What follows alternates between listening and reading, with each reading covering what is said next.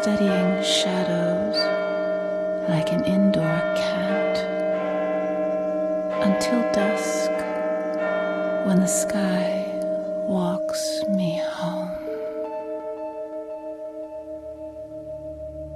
How far has the ancient Illuminati secret society network penetrated world politics? If you read the many books published about conspiracies, then you will learn that many leading authors have alleged that British Prime Minister Tony Blair is a high-ranking Freemason.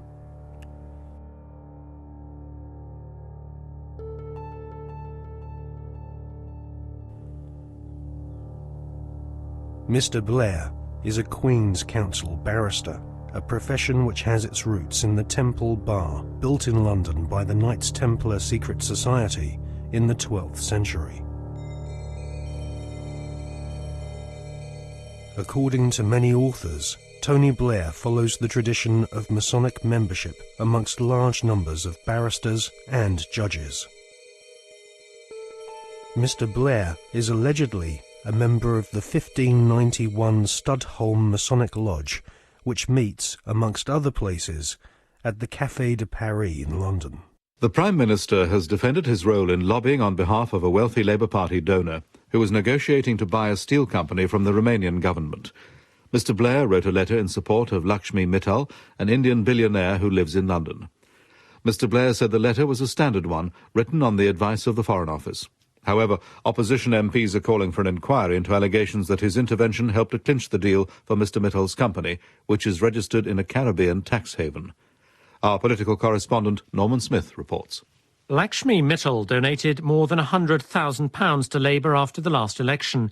Shortly after that, Mr. Blair wrote a letter to the Romanian Prime Minister in support of a successful bid by Mr. Mittal's company, L&M Holdings, to buy a Romanian steelworks.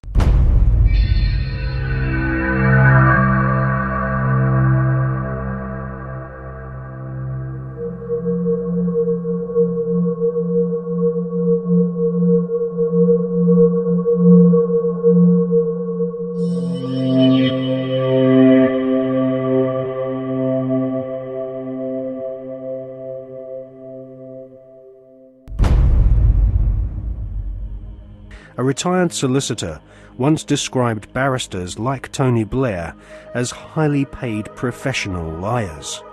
So it is unlikely that Tony Blair will ever come clean about his membership of a secret society. However, one thing we can be sure about. The Masonic establishment at the heart of British society does not like being probed or investigated when it comes to matters of Masonic membership. A recent Select Committee inquiry chaired by Labour MP Chris Mullins found that the Metropolitan Police Force and Judiciary were unwilling to force their members to disclose if they were members of secret societies. In a series of embarrassing revelations in the 1970s and 1980s, the British author Martin Short established that the Scotland Yard Vice Squad and senior CID officers were all Masons and taking bribes from pornographers in London's Soho. Martin Short estimates that 1 in 6 British police officers are Masons, and that there are approximately 600,000 Freemasons in Britain today.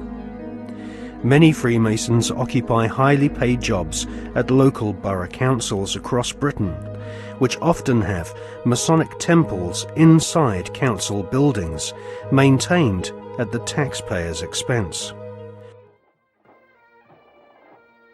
In Scotland, Masons used to proudly parade through the streets.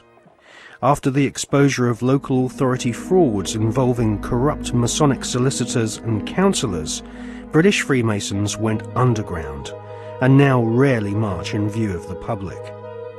The public image of British Freemasonry has been damaged by the revelation that supercriminal Kenneth Noye and the men responsible for the Brinks-Mat gold bullion robbery were all Masons.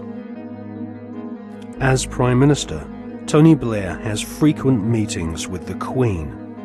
She herself is Grand Patroness of International World Freemasonry, which has its Grand Lodge of England headquarters near Drury Lane in London. The British government employs a huge number of civil servants, magistrates, judges, solicitors and officials, which have all historically been Freemasons. The deceased author of The Brotherhood, Stephen Knight, says that penetration of Freemasonry into the British establishment goes way beyond policemen and parish councils. Knight says that the Palace of Westminster, home to the British Parliament, is used as a meeting place for at least 2 Masonic lodges. One of these lodges is called the New Welcome Masonic Lodge, which regularly hosts blood-curdling rituals and ceremonies inside the Palace of Westminster. Members of Parliament from all political parties gather together wearing white gloves, sashes, lambskin aprons and wielding ceremonial daggers